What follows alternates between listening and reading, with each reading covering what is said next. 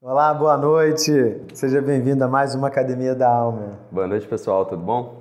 Estou aqui acompanhado do meu amigo Anderson, né? A gente está rindo que antes aqui a gente estava testando boa noite, né? Tava se preparando, né? Se preparando. Teve um Muito pequeno bem. erro de comunicação, né? Isso acontece, né? Faz parte desse momento aqui, né? Essa parte o roteiro não cobre. E é o que deixa mais dinâmico, né? Deixa mais Isso alegre. aí. Eu gosto, sim. Eu gosto. Eu gosto de ver todo filme, eu gosto de ver aquele making off que tem Que uns passa, erros, né? assim, que a pessoa falou, você, caramba, a pessoa começou a rir, não conseguiu e tal. Eu me amarro, porque é mais humano, né? Se torna, tu participa mais daquilo ali, né? Isso, se torna mais real. Bem, o Anderson hoje é convidado para falar, né, para compartilhar aqui. Eu falei que ele vai falar, mas isso aqui é um compartilhar, né? Mas as perguntas sempre são mais dirigidas aos convidados, né? Porque a ideia que a gente tem de que os crentes é que vão compartilhar isso, porque nós, enquanto crentes, é que vamos viver, né? A discussão sobre as disciplinas espirituais não é uma discussão sobre teólogos, né? Ou para teólogos. É para crente, né? Viver no dia a dia. Então, eu chamei o Anderson com um desafio, porque essa disciplina eu tenho certeza que você nunca ouviu falar. Essa é diferente mesmo, né? Assim, a gente está muito acostumado com oração, solitude, Meditação, estudo e por aí. Ficamos aqui 7 episódios falando de adoração.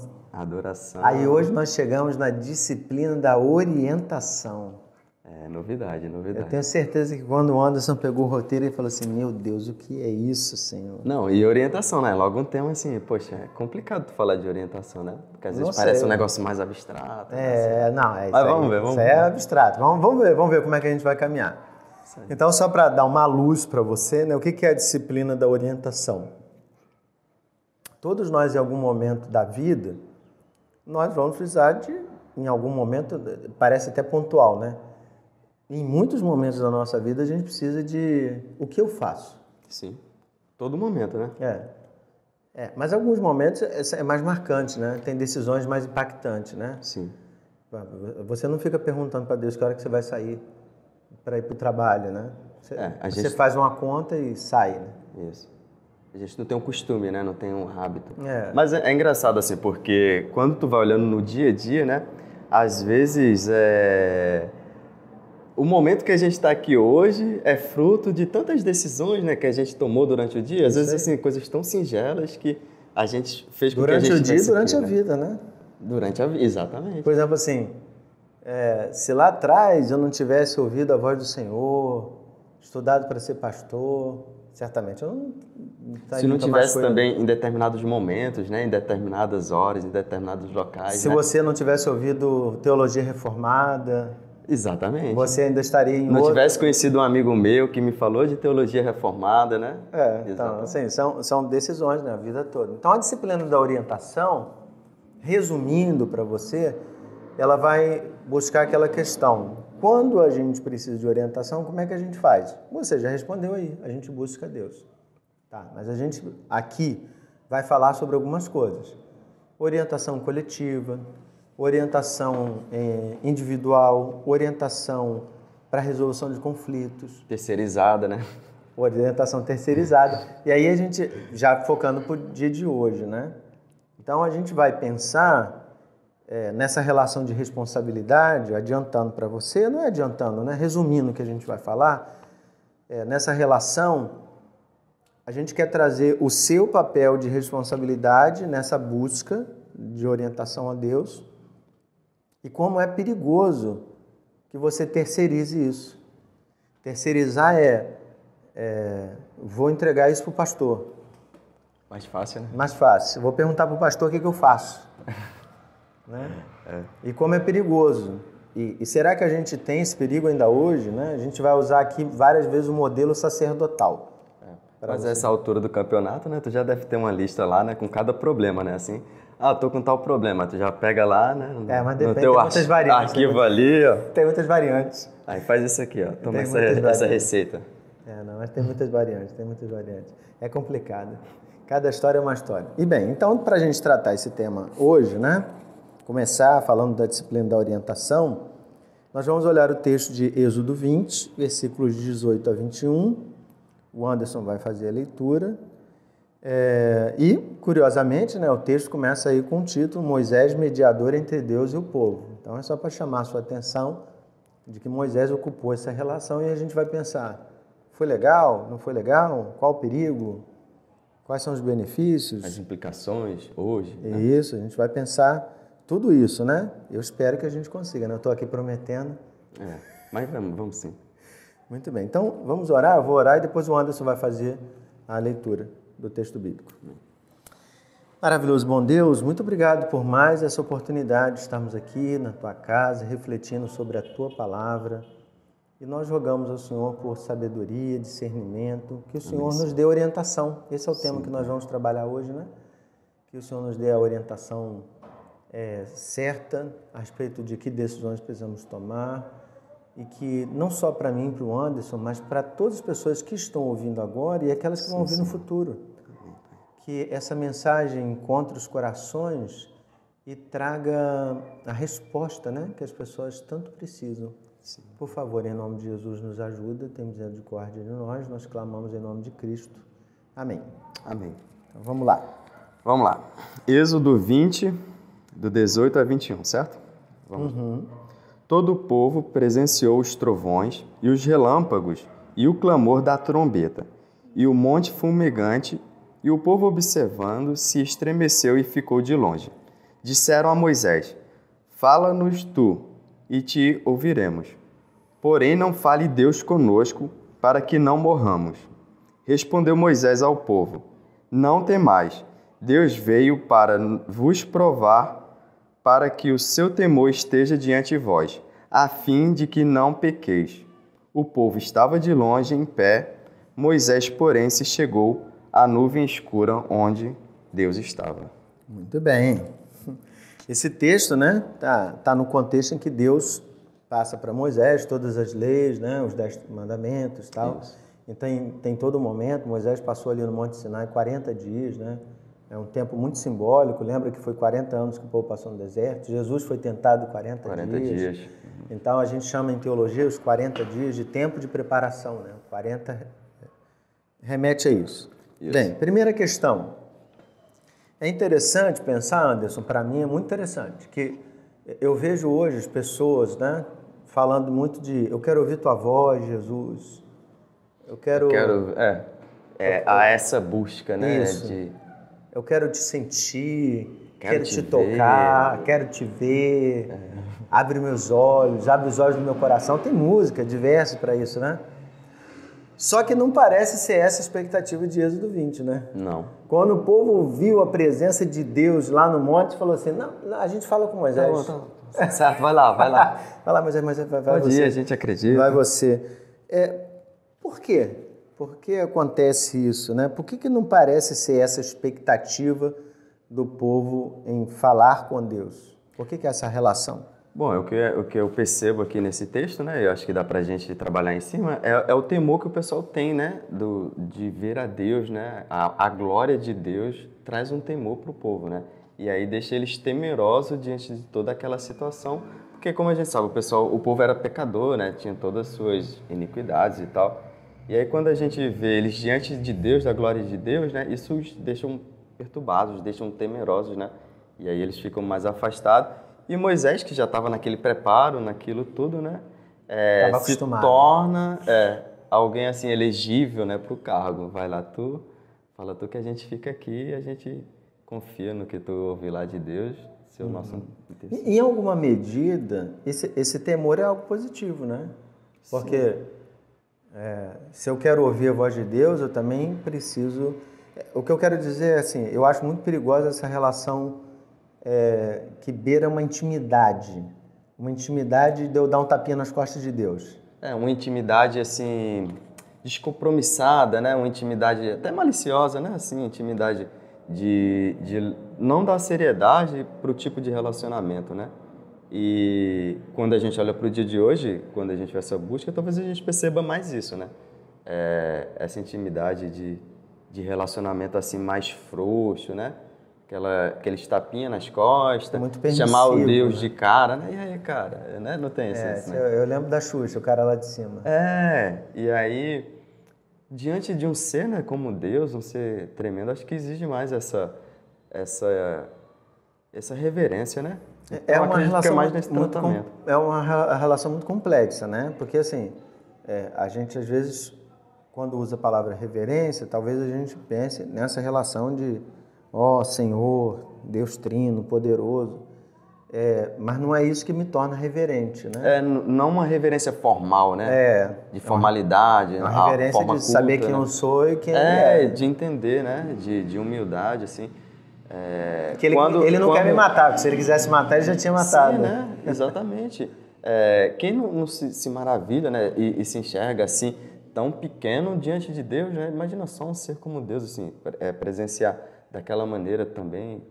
Até a gente, né? Como não se maravilhar e se colocar de joelhos, né? Diante de Deus, entendendo quem Ele é ali naquele momento. Então, acho que tem muito mais a ver com essa questão de reverência, né?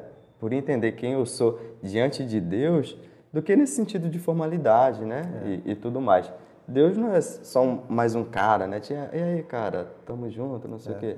Essa relação de temor, ela me coloca, né, diante de Deus sabendo quem Ele é, quem eu sou, mas ela está muito distante do medo, né? Porque o medo me afasta. Se eu tenho medo, eu não busco a Deus, né? É contra o relacionamento, né? O medo é contrário ao relacionamento. Então é isso que eu quero que você preste bastante atenção, né? Você que está participando da Academia da Alma, que se eu me coloco diante de Deus com medo, eu terei muita dificuldade de me relacionar com Ele.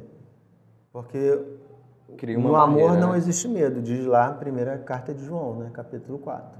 E de forma mais prática, assim, o que eu consigo perceber é que quando a gente tem medo, a gente até para se expressar, né, para mostrar aquilo que a gente tem mais dificuldade, né?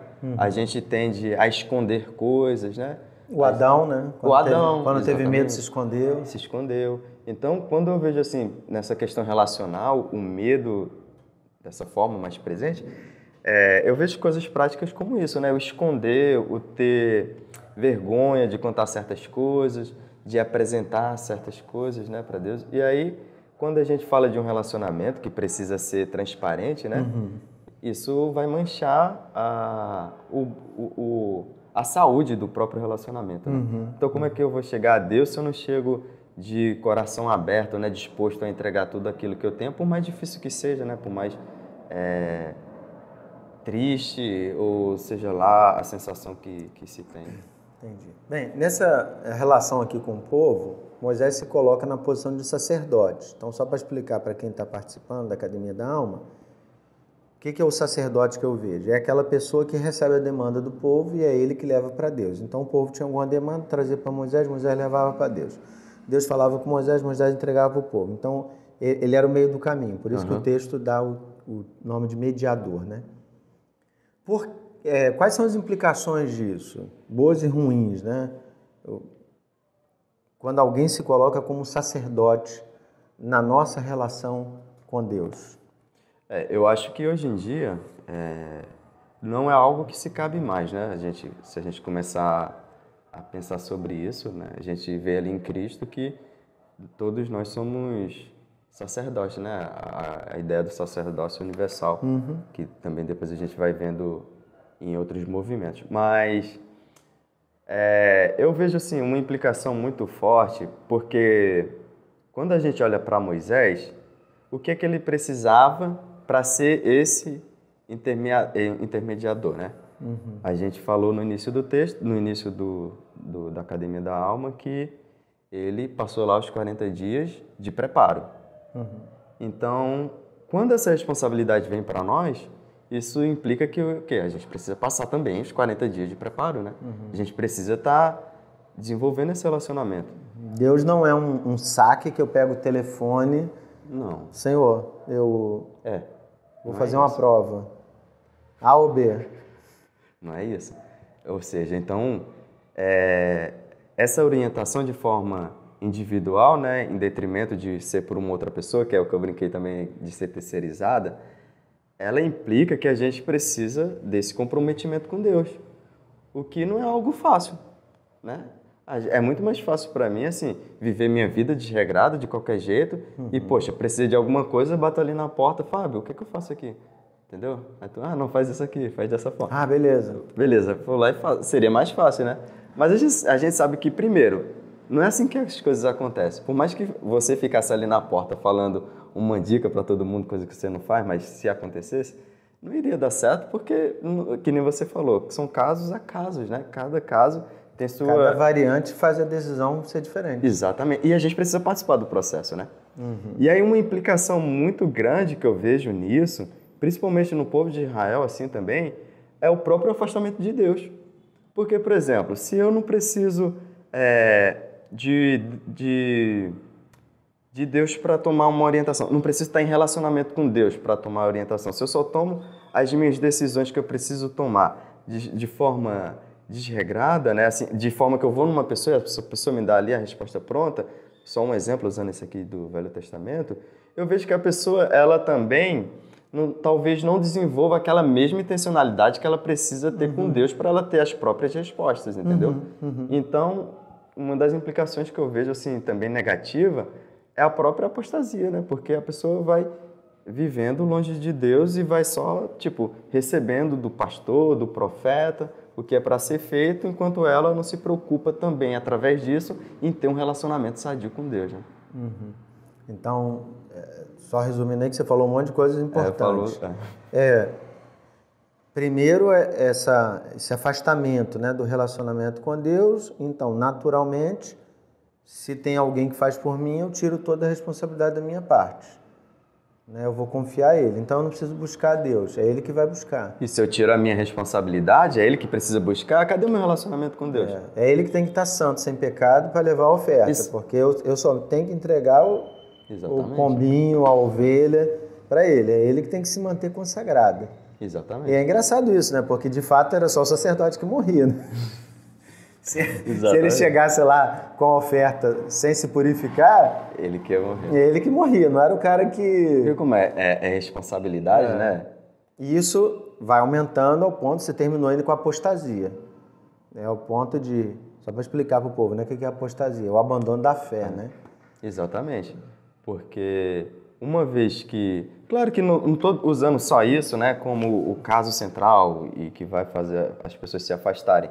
Mas dentro de um cenário completo, né, é um dos motivos também, porque se tu deixa de ter mais um incentivo ali para buscar a Deus, é mais um motivo que tu deixa de evoluir no teu relacionamento com Deus. Entendi. Que futuramente pode te levar a um distanciamento. Entendi. Mas eu quero pegar o seu gancho, porque eu usei a palavra mediador e ele usou a palavra terceirizado. Tem um motivo, né? Porque ele é contador, né? Então ele usa a palavra terceirização porque é uma relação de trabalho, né? Você tem a primeirização ali da empresa e quando você chama outra empresa para fazer o seu trabalho, você está terceirizando o trabalho. É como se a igreja contratasse uma empresa de limpeza para limpar a igreja, né? Exatamente. Então, está terceirizando o trabalho. O que, no relacionamento com Deus, não dá para ser feito. Não dá. Mas aí tem uma coisa muito interessante, porque essa expressão que você usou me fez pensar o seguinte: nós vivemos a época da terceirização. Sim. Na verdade, já tem a quarteirização, né? Em vários ambientes aí tem... Essa eu não conhecia não, mas vou pesquisar depois. Tem vários aí. Essa terceirização, ela acontece em vários ambientes. Você vai concordar comigo. Eu estou pensando nisso agora, isso nem está no roteiro, ele sabe disso. Por exemplo, os pais estão terceirizando a educação para a escola. Né? Ele bota o filho na escola, ele quer que o filho saia educado, alimentado, limpo, educado. Ele quer que seja crente, né? Não sei se todo mundo quer isso, né? Mas ele vai terceirizando. E isso acontece com todo mundo, né? Nós vivemos um tempo muito difícil no Brasil. Assim, eu acho que o tempo de hoje é até mais fácil. Eu lembro da dificuldade, né? Eu acho engraçado que lá em casa, assim, com toda a dificuldade, meus pais tinham... Eu sempre estudei em escola pública, nunca estudei em escola particular. Eu tenho muito orgulho de dizer isso, né? Porque na escola pública que eu estudei nunca houve greve. Eu também nunca passei por greve, não. Mas assim, escola pública. os meus pais compravam uniforme, os meus pais compravam material didático. Hoje se dá tudo, né? E se não dá, a família cobra, né? Mais um processo de terceirização. Isso é responsabilidade do Estado, né? Não é minha responsabilidade. Aí a gente entra no campo muito amplo. Não, mas eu tô falando assim... Eu digo assim, porque é brasileiro isso, né? De tudo o Estado tem que dar, né? Isso. Então, assim, não vou nem entrar nessa questão política e econômica. Eu só quero mostrar para você que há um motivo, um padrão muito grande no brasileiro de terceirizar. E isso também não acontece na igreja? E aí é uma questão. Você vê isso acontecendo na igreja, esse processo de terceirização? Você falou do sacerdócio universal dos crentes. Mas a gente não tem hoje modelos sacerdotais? Sim, totalmente. E só para saber, isso já está dentro das próximas perguntas, né? Isso que você está entrando. Só para saber se a gente vai entrar logo agora ou se a gente vai entrar mais Você já na falou frente. do dia de hoje lá atrás. Não, mas... Segue o barco. Não, beleza. Quando o entrevistado fica preocupado com o roteiro. Mas o que acontece? Sim, a gente terceiriza muito, a gente tem trazido isso para dentro da igreja, principalmente quando a gente olha para algumas denominações, né? E justamente por isso a gente tende a segregar, né, as coisas e até o culto, né, que a gente tem a Deus, a forma que a gente se relaciona com Deus, a forma que a gente adora. Quantas pessoas, não é difícil de a gente conhecer crentes, né, que fala, não, eu tô bem com Deus, eu dou meu dízimo, entendeu? Eu pago meu dízimo certinho, tô bem. Mas a pessoa não tem um relacionamento com Deus, não ora, não lê a Bíblia. Quem dirá pedir orientação, né? Então, sim, há uma terceirização assim por parte das pessoas a partir do momento que elas acham que elas simplificam, né, o que é o relacionamento com Deus e coloca isso dentro de uma simples atitude, uma simples coisinha que ela faz ali, do tipo, pode ser um dízimo, pode ser ir todo domingo na igreja, mas não é só isso, entende? E quando eu acho que a gente faz esse tipo de coisa, é uma terceirização, sim, porque a gente coloca sobre outros a responsabilidade, né, de ter de Deus o fruto de um relacionamento íntimo com Ele, né? Eu acho que ainda existe, assim, até aprofundando isso, eu acho que existem movimentos, talvez para mim isso seja mais claro, porque além da minha formação, né, como pastor, eu acabo lendo, estudando sobre isso no meu dia a dia, coisa que talvez para o crente ele não faça, né, por desinteresse, eu não tenho, nem sei se tem necessidade. Mas existem vários jargões para mim que mostram essa terceirização e que as pessoas não têm visto isso, mas elas estão se colocando. Por exemplo, quando você vê no século XXI, né, que a gente está, com o conhecimento que a gente tem de Bíblia, surgimento de movimento apostólico. Sim. Né? Uhum. O que é um movimento apostólico? Para você que nunca ouviu falar. Caramba, é um movimento em que você, de fato, está debaixo da autoridade espiritual daquele cara. Então, E é sério, assim, né? Porque aí tem vários problemas, né? Tem a relação com a pessoa, né, que está sendo intercessor ali, que a gente vê que já não é mais o caso, né? A gente sabe que nós somos sacerdotes, né? Nós somos o único intercessor, né, entre eu e Deus, né? Se é que eu posso falar assim. A gente que se achega a Deus. Jesus é o mediador entre nós. Jesus é o mediador, Mas eu me achego a Jesus, eu não preciso, né, do Fábio, do apóstolo. E a gente vê que, como é interessante, que não é algo só dos dias de hoje, né? A gente vê que na Reforma Protestante teve essa curva, né, assim, do movimento reformista de querer, porque na época tinha um Papa, né? Ainda tem. Não, ainda tem. Ainda tem. O Papa como o sacerdote, como Outro dia minha filha até perguntou, pai, por que ele se chama Papa? Aí eu falei, porque é do latim, do italiano, de pai. Pai, o pai. Aí ela falou, ué, mas é pai? O senhor é meu papa? Ah, sou, mas no sentido que eles estão falando é que ele é a figura do próprio Deus.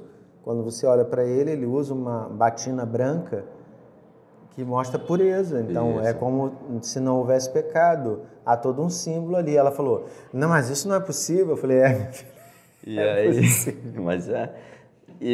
Tipo, e ela que lá minha filha atrás, tem 13 anos, né? E lá atrás, né?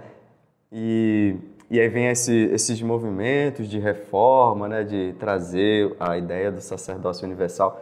E eu fiquei até com dúvida, esse termo, sacerdócio universal, ele é da reforma ou já é lá de... Não, ele é depois. Porque é um termo teológico, né? Ele é depois, né? Ele é depois. São os pilares que vão ser estabelecidos da reforma. Como os solas, né? Eles são posteriores, porque, na verdade, é na época da escrita, né? Dos princípios reformados. Aí vão vir as confissões. É só um detalhe mesmo. Vai ser mais os combates às heresias que vão surgindo, né? Porque quando você começa com um movimento de, caramba, ó, você não confessa mais seu pecado para um padre, você fala direto com Deus, você está mudando todo um sistema. Beleza, eu estou falando com o Anderson aqui, mas como é que as outras pessoas vão ficar sabendo disso? Então eu vou escrever, isso vai ficar, então esse ensino vai ser consolidado, é um processo bem amplo. Mas não é só isso do apostólico, né? Tem uma expressão que as pessoas até disseram outro dia aqui para mim, pastor, estou debaixo da tua cobertura espiritual. Meu irmão, eu acho muito bonita a expressão, mas essa expressão é do movimento apostólico. Assim, não diga, porque você não está debaixo da minha cobertura espiritual. Você está debaixo da cobertura espiritual de Jesus. É pesadíssimo, Porque joga para mim responsabilidade. É um movimento sacerdotal. E olha só como isso é louco, né? É como se fosse várias coberturas, se tu for imaginar, né? Várias coberturas. É como se eu tivesse uma capacidade de criar um telhado. Ajuntei várias pessoas debaixo, tá aqui debaixo, tá protegido, hein? Exatamente. Entendeu? O próximo passo é eu ter um versículo na Bíblia. Não. Confia no Fábio de todo o seu coração. Não é isso. Não é em mim. E aí, não é em nenhum pastor, né? E aí, assim, é complicado porque o próprio movimento em si, ele já nasce de uma atitude antibíblica, né? Então, não tem nem como, assim, dizer uma outra coisa além, porque tudo que tiver ali dentro já vai estar de uma forma desenquadrada do que a Bíblia fala. Então, não tem nem como então, qual é o modelo bíblico? O modelo bíblico... Para os dias de hoje. Que eu enxergo é justamente esse, do sacerdócio universal. E esse ajuntamento, né, de sacerdotes que recebe a orientação de Deus, né, de forma individual, mas também de forma comunitária, né? Porque a gente é um corpo, a gente está junto como um corpo. Então, o modelo que eu vejo é esse, a gente como... Agora falando de orientação, né? Que a gente está indo nessa questão de sacerdote. A gente ter essa relação com Deus e o conjunto disso, né? Ser a orientação do próprio Espírito guiando o seu povo, né? De forma clara e evidente. É interessante, até separei aqui, Êxodo 19, um capítulo antes. Olha como é que é curioso para mostrar como é que a gente é cabeça dura, né? Êxodo 19, versículos 5 e 6. Deus falando com Moisés, né? Então, olha o que ele diz no versículo 5 e 6. Agora, pois, se diligentemente ouvirdes a minha voz e guardardes a minha aliança, então sereis a minha propriedade peculiar dentre os povos, porque toda a terra é minha. Vós, não você, vós me sereis reino de sacerdotes, reino mais de um, e nação santa. São estas as palavras que falarás aos filhos de Israel. Então Deus está dizendo para Moisés assim, fala para eles que eles vão ser sacerdotes.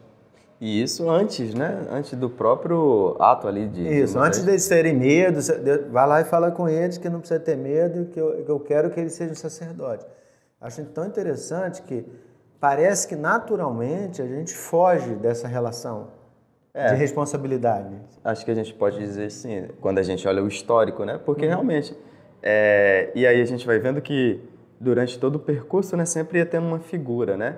Ia tendo ali o sacerdote, depois eles abandonaram, né, pediram um rei, mas a gente vai vendo que Deus fala com eles, né? Deus está ali presente a eles, mas eles saem de cena e botam uma pessoa, né, e fica se escondendo, né, da própria responsabilidade. E é interessante que Pedro, né, esse texto a gente conhece bastante, as pessoas sempre citam, ele lá na primeira carta, capítulo 2, versículo 9,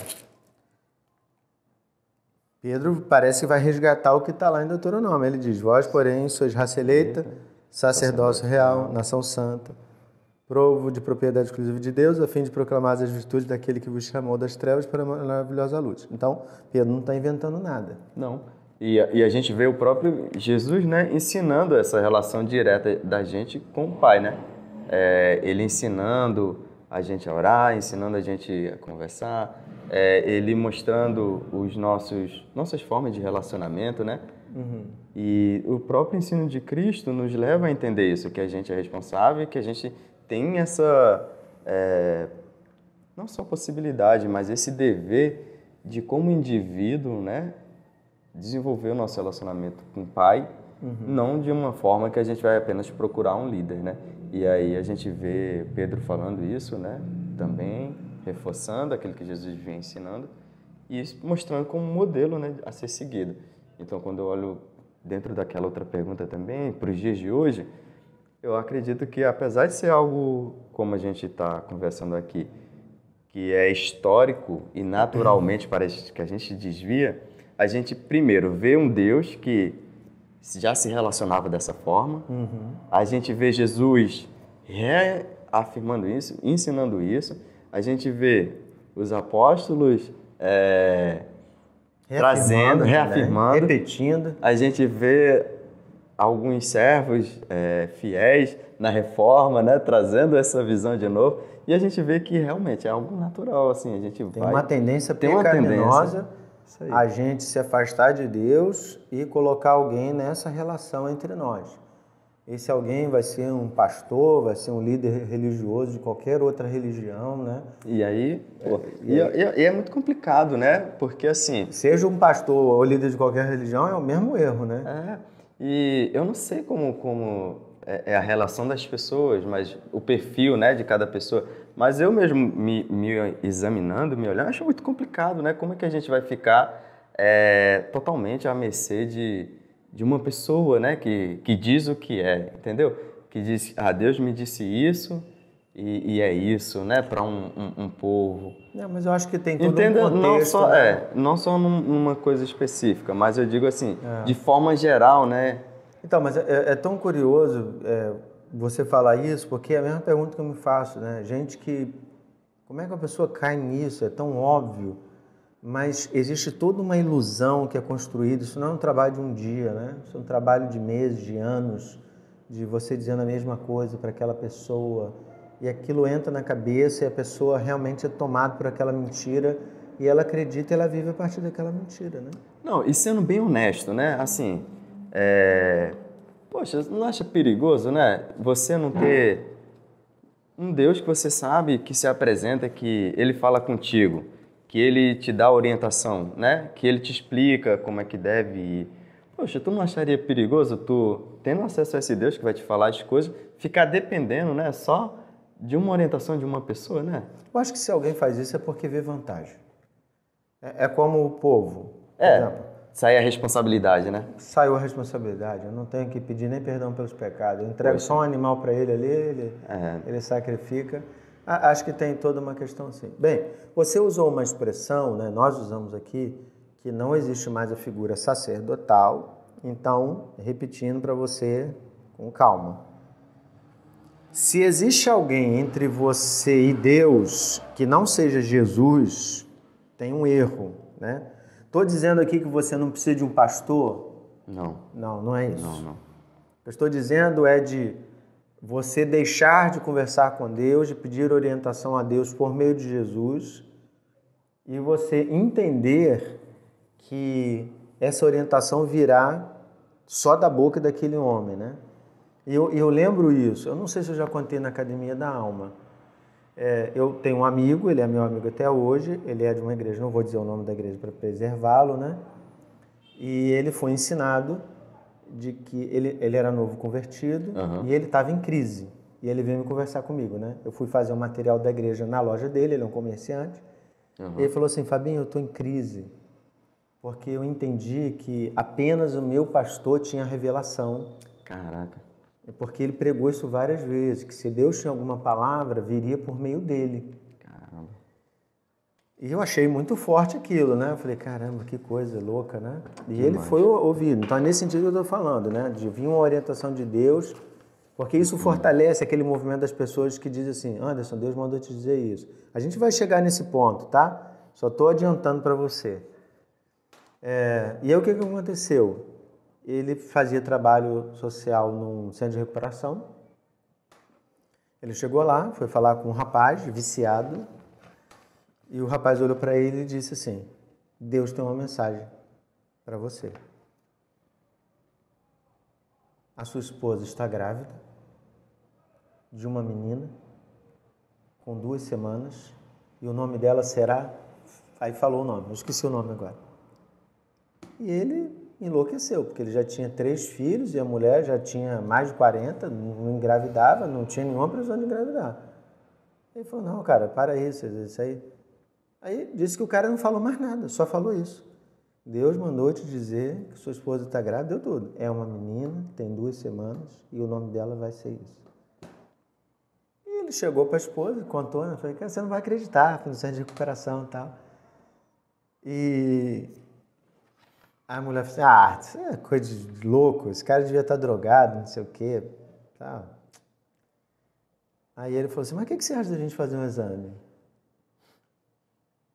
Aí ele falou, para com isso, Marcela, não tem nada, vamos fazer o exame. Eu fiquei muito mexido. Aquele cara não falou mais nada para mim, eu cheguei para dar para ele comida, roupa, o cara veio para mim, olhou nos meus olhos, falou meu nome. Aquele cara sabia meu nome. Ele falou para mim, ele nem sabia que eu era casado, não tinha nada, não tinha aliança, que eu perdi minha aliança. O cara falou para mim, falou que você estava grávida. Vamos fazer o exame. Você já sabe o final. Ela estava grávida, de 2 semanas. E aí botou o nome da menina. Era uma menina e o nome foi aquele. Qual foi a crise do Marcelo? Ele percebeu que Deus não só falava com o sacerdote dele lá, né? Mas Deus usou um viciado. Aí que foi a crise maior. Entendeu? Entendi. Porque ele falou assim, Fabinho, Deus não só não falou por meio do meu pastor, e tantas vezes ele foi enfático para dizer que qualquer revelação só viria da parte dele, como Deus usou um viciado. E o meu pastor nunca soube que a minha mulher estava grávida. E aí eu falei assim, rapaz, olha como é que Deus tem uma didática, né? Para te ensinar coisas. Isso agora você pode ajudar seu pastor a perceber que até o que ele estava ensinando é um equívoco. Então, assim, você pode ajudá-lo nesse processo. É claro que ele não ficou na igreja, né? Isso era óbvio, mas eu não estava ali para tacar fogo na relação. Tá, eu fui ajudá-lo, ele era um novo na fé. Mas sabe o que é interessante? Tu já concluiu? Não, mas eu falo assim, esse modelo, ele está aí, ele se apresenta a nós, né? Ele é um modelo muito atual. Então, quando eu falo de sacerdote, essa pessoa que se coloca entre você e Deus, que não é Jesus, né? E a minha preocupação é se a gente, de alguma forma, continua recorrendo a esse método, né? Porque a gente está usando a palavra sacerdote, mas será que as pessoas entenderam que elas são sacerdote e o que significa ser sacerdote? É isso que eu ia perguntar para você. Como é que a gente poderia definir assim, tá, nós somos sacerdotes, tá, mas o que é ser sacerdote?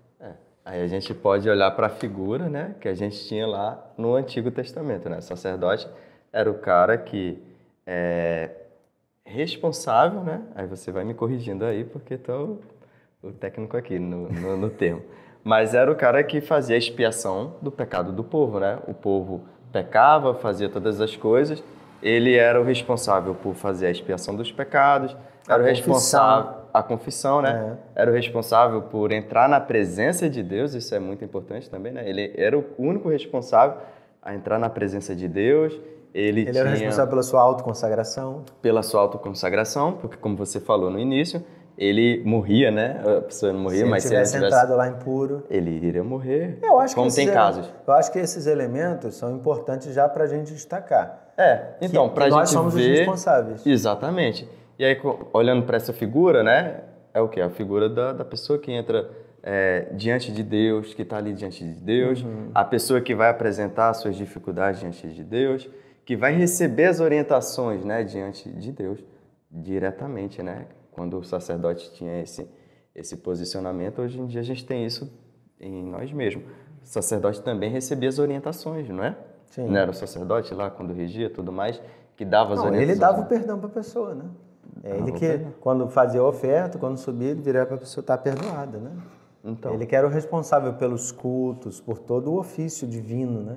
Aí já é bem mais complexo. Pelo ensino. A gente pode pegar várias coisas, o ensino da palavra. Então, não, se o pastor não me ensinou, eu não aprendi porque o pastor não me ensinou. Não, você é sacerdote, você tem acesso à palavra. Exatamente.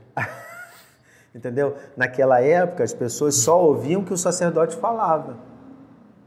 Se Moisés não lesse a lei, ninguém ia conhecer nada. O pessoal ia dizer assim, não estou sabendo de nada, Moisés guardou para si.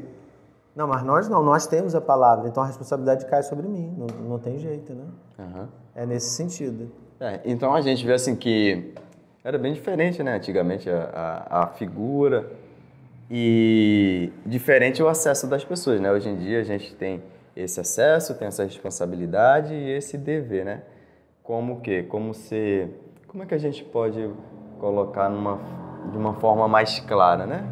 O que é que a gente pode traduzir sacerdote de uma forma mais clara? O ser responsável... Isso, eu acho que é você ter a ideia que você é o responsável pela sua vida diante de Deus, né? Pronto, ser o responsável da minha vida diante de Deus, né? Em todos os sentidos, né? Então acho que fica mais claro para tirar esse termo de sacerdote, né? E deixar mais definido, né? Mais claro. Porque senão o cara pode fazer uma confusão, verdade. Querer trazer coisas do Velho Testamento, como o pessoal continua fazendo, né? Exatamente. Eu tenho umas crises enormes quando eu entro em igrejas com símbolos judaicos. No culto, né? Como elemento de culto. Em cima, por exemplo, a menorá, que é o candelabro de 7 velas, aquilo só se usava no tabernáculo. Não existe mais tabernáculo. Todo o símbolo do tabernáculo morreu. Assim como eu não tenho mesa da propiciação, eu não tenho também a Arca da Aliança, eu também não tenho a menorá acendendo nada. Porque tudo isso que a gente falou, né, ainda tem isso. Isso aponta para um símbolo lá atrás. E tudo isso que a gente falou de característica de um sacerdote, tinha todo um ritual, né, para cada coisa dessa, né? Tinha toda uma forma. A vela não podia apagar, porque é a palavra que ilumina o seu caminho, entendeu? E nem isso a gente tem mais hoje em dia, né? A gente tem o nosso livre acesso a Deus. Quando Jesus morre, né, que fala lá que o véu se rasgou e a gente tem acesso direto a Deus. Mas esse daí eu soltei da menorá só para dar crise aí no povo aí. Bem, eu estou aqui olhando o relógio, a gente já chegou no final. A gente poderia falar sobre isso aqui sobre horas, né? Sim. Porque, vou dizer para você, essa questão sacerdotal, porque hoje a gente tem uma questão tão grande de líderes evangélicos que são proeminentes, que eles arrastam multidões, que em vez de apontar para Jesus, eles estão apontando para eles. E o povo está seguindo. O povo está seguindo. Isso só mostra que as pessoas, como na época da Reforma, não estão lendo a palavra. Porque se elas lessem a palavra, elas descobririam de forma simples e direta que aquilo ali não condiz. Que não precisa disso, né?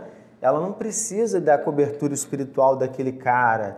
Ela não precisa da bênção daquele cara, porque não é ele que está abençoando. Eu não estou falando para você não ter respeito pelo seu líder religioso, não tem nada a ver uma coisa com a outra. Não tem nada a ver. Mas eu quero mostrar assim, as pessoas estão numa submissão que beira uma subserviência, uma devoção. Elas adoram os seus líderes, né? E elas estão lá presas, elas precisam da bênção, só sai se tiver a bênção, né? É perigoso, né? Muito perigoso. Muito perigoso, porque isso mata a sua relação com Deus. Então, a gente poderia falar sobre horas, porque para mim isso é um dos grandes problemas no Brasil. Sim. O grande problema no Brasil, no nosso evangelho, né? Que a gente vive, o mundo evangélico no Brasil, ele é cheio desse troço, né? O mundo gospel, né? O mundo gospel. O mundo evangélico no Brasil é cheio desse negócio. Então a gente poderia falar por hora, mas vamos parar por aqui. Então eu vou falar minhas considerações finais, você traz as suas. Então o que eu quero reforçar para você? Quando a gente fala da disciplina de orientação, você como crente precisa assumir responsabilidade. Sobre o quê? Sobre a sua vida, sobre a sua família. Então, seu casamento não está bem, não delega isso para um terapeuta. Seja o primeiro Seja o primeiro a buscar a Deus. Chama sua esposa, chama seu marido, né? Não terceiriza não, a gente precisa fazer terapia, como se aquilo fosse resolver. Eu não estou menosprezando a terapia, mas às vezes a gente terceiriza a nossa responsabilidade. E não faz o principal, E não faz o principal, que é buscar a orientação de Deus. Senhor, sonda o meu coração, o que está errado aqui entre nós, o que a gente precisa fazer. Poxa, você está vivendo uma vida de pecado, fala com Deus, confessa o seu pecado a Deus. Você quer se aprofundar, conhecer seus dons, fala com Deus. Você quer ter discernimento sobre o que vai fazer, fala com Deus. Então o que a gente está dizendo aqui tenta minimizar esse impacto, porque eu não vou dizer anular, porque esse impacto que a gente vive no nosso mundo é enorme, né? Tem gente o tempo todo tentando terceirizar a sua relação com Deus. Não se coloque nessa condição. Isso. Não significa, nós vamos falar isso mais à frente, que você não possa fazer essa busca coletiva. É outra coisa. Mas não entregue essa sua responsabilidade para alguém. Para outra pessoa, para alguém, esperando que essa pessoa que vai trazer a resposta para você. Não faça isso. E só reforçando, né, como você falou, não sendo contra a terapeuta, né, a psicologia. É igual a questão do remédio, né? A gente toma um remédio, mas toma confiando que quem faz agir ou qualquer coisa é Deus. Quem deu a inteligência para o farmacêutico foi Deus. Mas primeiro é Deus, né? Depois o remédio. E as considerações finais que eu deixo tratando de orientação, olhando para Moisés, desde daquilo que a gente falou no início, o preparo para ele ter a orientação, para ele saber a direção de Deus, para ele saber o que fazer e o que precisa ser feito, o que precisa ser entregue, exige relacionamento, né? Exige relacionamento. E não adianta porque não tem um outro caminho, é necessário esse esforço, né? Vamos dizer assim, um esforço. Porque... É esforço mesmo. Precisa parar, reservar tempo. E se dedicar a isso. Não pode ser pragmático, de sentei só para ter resposta. Então, para que a gente amadureça, né? De fato, o nosso relacionamento com Deus, para que a gente tenha as devidas orientações que a gente precisa diariamente, né? Para as tantas decisões que a gente precisa tomar, precisa estar fazendo o tempo inteiro. E é óbvio que isso eu sou o primeiro interessado a tentar aplicar essas questões em mim, porque eu entendo essa necessidade. Que Deus nos ajude nisso. Amém. Muito bem. Anderson vai orar para nós agora? Pode orar? Pai amado, Pai querido, muito obrigado, Pai, por mais esse dia, muito obrigado por mais esse momento, Pai. Que oportunidade incrível de poder falar da Tua palavra, de poder aprender um pouco mais, Pai, e expor aquilo que Tu colocou no nosso coração, Senhor. O nosso desejo, Pai, aqui nesse momento é que o Senhor toque no coração de cada pessoa que ouviu essas palavras, que tudo isso, Pai, o Teu Espírito traga sentido, que qualquer coisa que a gente tenha falado aqui, Pai, não tem poder algum de fazer alguma coisa na vida de alguém, mas entendemos, Pai, que o Teu Espírito que pode fazer, Senhor. Então direciona cada palavra, cada coisa que foi dita aqui. Pai, nos traz a um entendimento de que a gente precisa sim ser responsável, Pai, pelas nossas atitudes de nos colocar diante de Ti e buscar, Pai, por um relacionamento mais sério, mais íntimo, para que a gente tenha as Tuas orientações, Senhor. E Te pedimos que a gente, entendidos disso, entenda, Pai, de forma clara, sempre aquilo que Tu queres para nós e assim a gente possa agir, Pai, diante da Tua vontade. Te pedimos que o Senhor continue nos abençoando, assim como o Senhor tem feito.